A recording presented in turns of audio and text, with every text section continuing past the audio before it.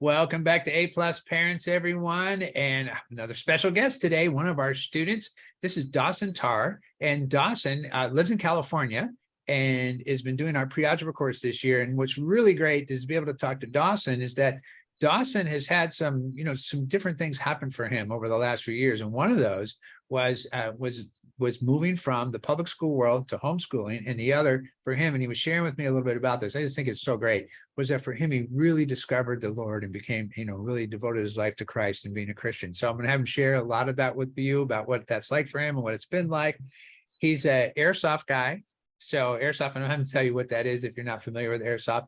And so I used to always call this frisbee golf, but apparently now it's got a super cool name. Now it's called disc golf, and there's a whole professional disc golf association now where people can go and do disc golf, which is really awesome. So he does that all the time, and homeschooling is actually given him the opportunity to do that, which is great.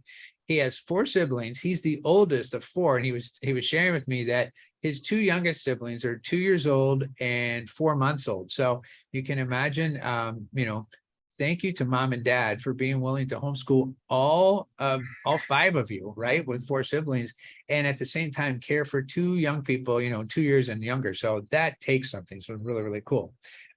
Also, he's got 10 chickens. So we'll have to see what do you do with 10 chickens and a dog. So really, really great. So first of all, Dawson, welcome to the podcast, and thanks for being here, making your day work. Thank you. Thanks for inviting me. Absolutely. Super cool. So, all right. So let's talk about chickens real quick. Okay. What do you do with All 10 right. chickens at your house? You get eggs and you don't have to pay for them at the store.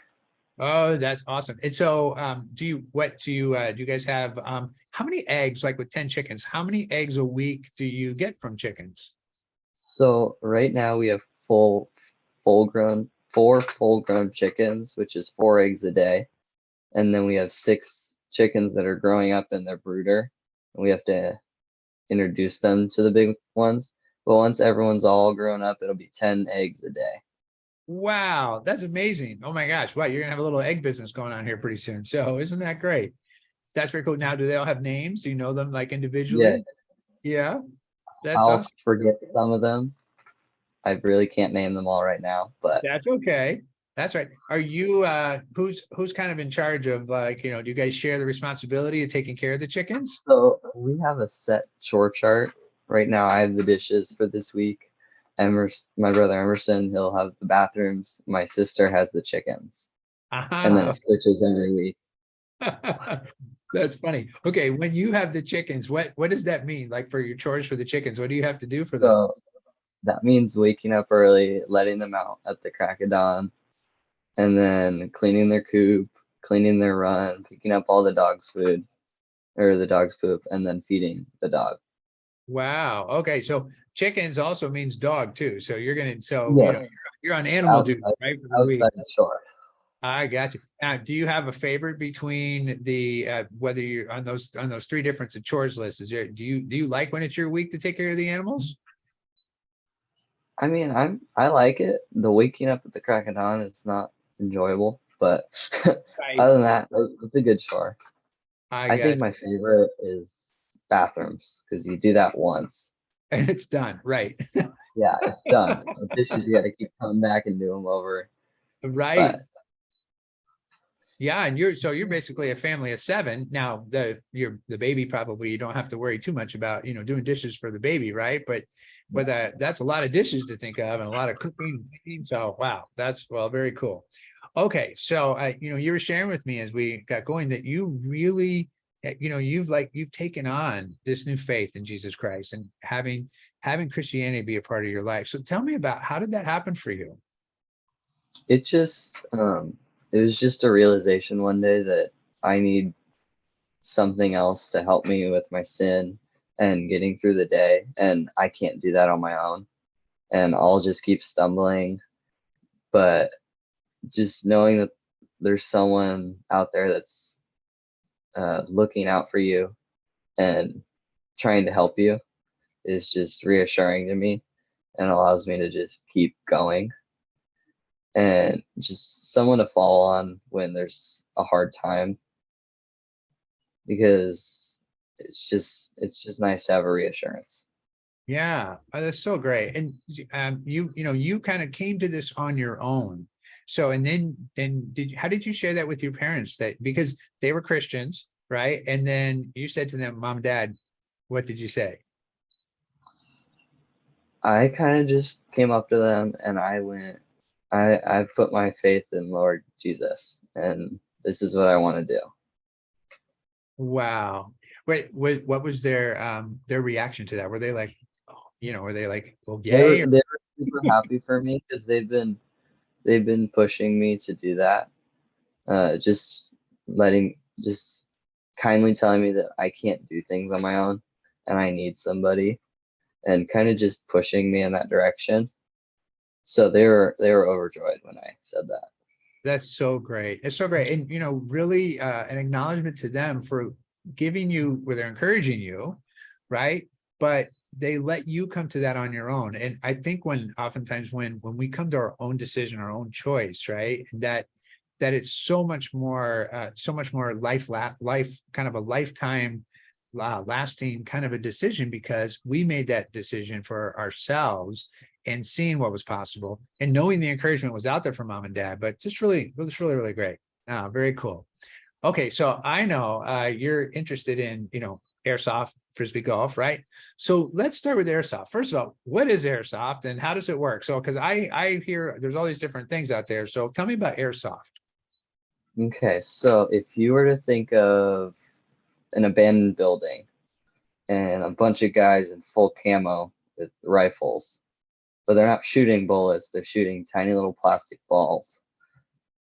The definition of airsoft, if you searched it, would be military.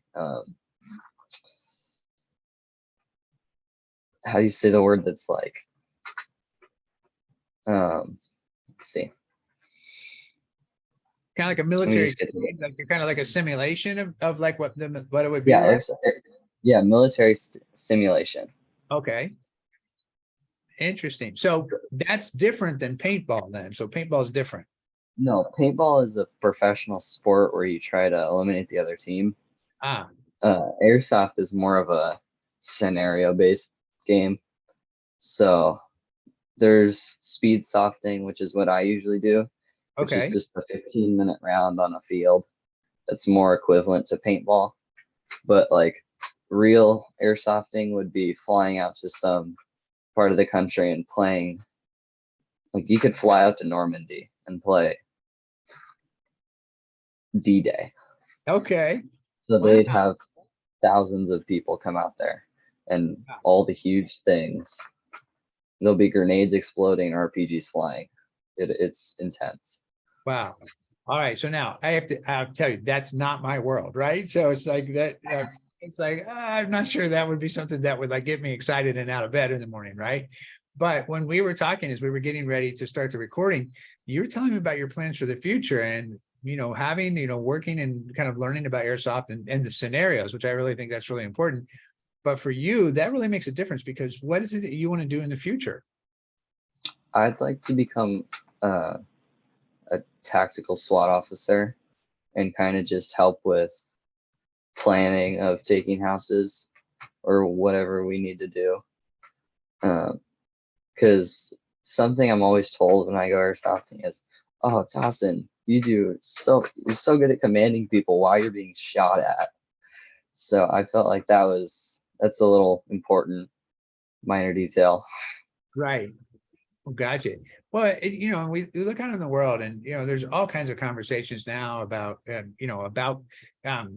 just the state of the world, and the safety of the world. And there's sometimes that, we need really, really strong people of faith in law enforcement. And so it's really great that you're going to be one of those people. So, and, and it's really, and for me, what's really great is it's like, I'm glad you're doing it because I know I wouldn't, right? So it's like, it's good to know that there's a good person that's out there to take care and, and protect people that need protecting. Yeah, So I feel like sometimes the community's like, we need to make the world a safer place. Now, how's that football game going? yeah, you're Like right. they don't Exactly. want to do anything. Right. Yeah, yeah. I get it. Well, okay, so now you also are into the frisbee golf world, right? Or the disc golf. So what got you interested in that? How'd you get started? So I originally would, my grandpa got me into it actually a year ago, and he'd go play with his friends in the morning at 7 o'clock at the field down the street. And he'd be like, Dawson, you want to come? And I'm like, no, I don't want to wake up early. But he just kept pushing me and pushing me. And eventually I joined him, and I was like, this is super addicting. So I started buying some discs, and now I've built the cachet over there in my backpack, and I'll go like really often. I went yesterday, and I'm probably gonna go today. It's definitely become an addiction.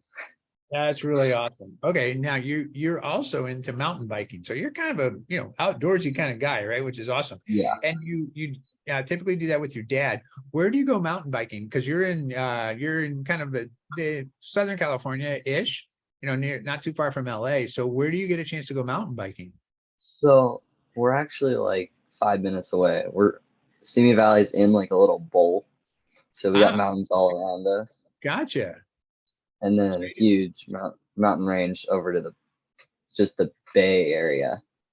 So we could go in any direction and go mountain biking. that's very cool. Do you guys ever like when you go mountain biking? Do you ever camp out and like kind of take gear and No, go? it's Or usually just a 1, 2, 3 hour thing, okay, now how far can but you ride in 2 or 3 hours? it depends on how fast you're going. On a good day, we could in 3 hours we could probably go 10 miles. Wow. And that's going up and On down a good on a mountains, good right? day. Yeah, on a good day. That's quite a trek for, in and out of the mountains to still cover 10 miles in a couple of hours like that. That's pretty awesome. So okay, you got four siblings, right? What is life for you living with four siblings? Life's loud, very loud. Is loud. It's loud. Lincoln, the 2-year-old, he's been sick lately, and 2-year-olds are already hard, but when they're sick, it just takes it to a whole new level. Right. Wow. So I So do you just find trying. What? Oh, I was going to say, when you find like with Lincoln being sick, right? And so now mom's taking care of Lincoln, right? And trying to support Yeah. him and get him well, right? Are there things that you say, hey, mom, I can help you with this? Do you find that there's things you can do with that too? So it's not necessarily that you're helping Lincoln get well, but you're supporting your mom so that she can help Lincoln get well. Sometimes I'll take Lincoln and we'll snuggle on the couch and watch a show. He just loves cars. I swear we've watched the Cars like a million times. You mean Lightning I McQueen cars? Yeah, the Oh, series, like I one, love two, and three. I that. That's bet Emerson could literally quote the entire movie. That's how many times we've watched it. awesome. It's it's hard. um, Right. Well, you're a but cool yeah, big brother for watching that so many times with him, knowing what's going to happen and what's coming, right? So yeah, that's awesome. Does he have a favorite Cars character? he likes Lightning McQueen. That's his favorite. Okay, good. I was always a Mater guy, so I like the Mater guy. So that and the old guy too. What was Doc Hudson? I thought that guy was pretty cool. Yeah, So Doc. that's awesome. Okay, yeah. Obviously, I've watched it a few times myself. So there we go. So you came into homeschooling. So you're doing our pre-algebra course this year, which is awesome, and I'm glad you're having so much success with it. Uh, but you weren't homeschooled the whole time. So tell us about the transition. How old were you when you left public school, and what's it been like since you became a homeschooler? I did public school all the way up till 6th grade. I did virtual learning for 6th grade, actually. I went to Hall Hills Fundamental School, which is in Simi Valley. And after virtual learning, my parents, I think it was a mixture of what they're teaching in schools nowadays, and then just the virtual learning. It's going to be the death of all of us. So they're like, let's just try homeschool. So we tried that for 7th grade, and it went well. Everybody learned something. CASP went well, all of that. So they're like, all right, we'll do it again. So here we are. Wow. Uh, I So, think the hardest part was just not being able to see anyone because right. that first year was we were still getting the hang of it. So there weren't any extracurriculars or anything for us. It was just homeschool, like the homeschool. Right. And you were at home. Well, and that also wasn't, there was still, COVID was still happening back then a couple of years Yeah. ago. So there was even restrictions on what you could do, even if you, even if you wanted to do some things because you had time to do them as a homeschooler, but you couldn't because there were still some of the restrictions from COVID, and California had restrictions kind of more than some of the other states too. So you had to, California has more restrictions than everything. yeah, they, I was trying to be nice, but I got it. Yeah, you're right. Yeah, there was No, definitely just some. let them have it. I got you. So that's funny. So now that that you're a homeschooler now, what has that made possible for you as being a homeschooler? Now you look today, because now, less restrictions, you can get out and do, back to normal life, right? But what is now possible Well, for you as a homeschooler that you couldn't do as a public schooler? I can help with the lesser siblings more. So Cohen and Lincoln. Usually, if we went to public school, my mom would be at home with those two all day, every day. And now that I'm able to just finish my work quickly, and I can kind of help with that while the others finish their work. And I think that just makes everything so much easier. Right. Well, and And you're also you're saying something I think is really important, because now you're doing things, you're participating in your family on a day-to-day basis. And sometimes when you're in school, you're like doing your school thing, you're doing all that, and you come home, and then it's kind of getting back into the flow of the family. But how great that you're really, as a family, you're doing homeschooling together. So that's really awesome. all right, yeah, it is good. How about the like with doing being able to be where you're going out and practicing the disc golf and the airsoft? Do you have more time to do that now that you're doing homeschooling? So airsoft isn't really affected by the homeschooling because the fields are only open on the weekends, Yeah, okay. and I was minimally going anyway because it's an expensive sport. Right. So you gotta buy the gun, that's 300. You gotta buy your gear, that's another 200. Right. My mask sitting on the shelf behind me, the gold one right there, Okay. that's 200. It's an expensive, and then to play all day is $30. So, and it's Wow. it's an all day thing. You gotta get Gotcha. up early and be at the field by 9, and then you're there till 4. So it's like kind of like running a marathon, but you're wearing covering gear and heavy Right. clothing. Gotcha. Yeah. For people, if you can't see the video right now, and I can see the background there. It looks like you look you look like one of the Power Rangers. I can see when you put the helmet on, right? It's like the headgear. I was That's gonna pretty cool. So I've been told that I look like an alien. okay. Yeah, so you can kind of see, oh my goodness. Yeah. So I'm seeing it a little more up close now. It definitely has kind of a little bit of an alien look to it. And if you're a Power Rangers fan, definitely you can kind of get, once they they morphed into whatever they did. So yeah, I'm dating myself here. I remember the Power Rangers too, but yeah, you like the kind of the Black Ranger there. So that's really cool. How about when disc golf though? Has that because that sounds like you can do that in the afternoons. Has I can homeschool I made can that do more? that. Yeah, that has definitely helped. I think the best part is that there's courses all over Simi, and I'm not that far from them, but they're free. I think that's the best part. They're open to the Oh, public, just the disc right. catchers. Uh-huh. Um, but yeah, I think the ability to just go down there more often and either just try and practice throwing my disc super far or putting, it's definitely made an impact on my skill level. That's awesome. Okay, wait. Putting in disc golf. I don't know what that is. What's putting in disc golf? So putting here, let me just get you an example. I'm gonna get the demo here. He's gonna show me what it looks like. So I'll give you, if you can't see the video, I'll tell you what putting looks like in disc golf. All right, so you have a driver.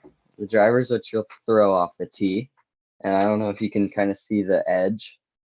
It's So definitely like a sharper edge. gotcha. So if you think about a frisbee But with a sharper edge and the less rounded edge, see, I grew up with the rounded edges and I haven't seen one. So I'm guessing the driver means you can throw it farther. yes, I can throw that driver. Not this driver. I have a Saint driver. I can Okay. throw that 400 feet. 400 feet. Wow. Okay. That's awesome. And Very then you have your putter, which is like that. It's just more ground. You Yeah. kind So of just, the putter looks to me like a more traditional kind of frisbee. Like that's the kind I grew up yeah. with. Okay.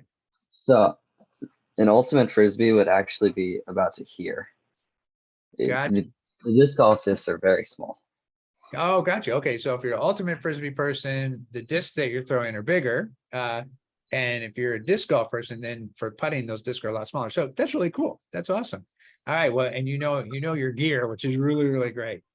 Very cool. So let's say now that you're out there and you're doing these different things and you're, part of the family and your faith is growing, you have all these really cool things happening in your life, right?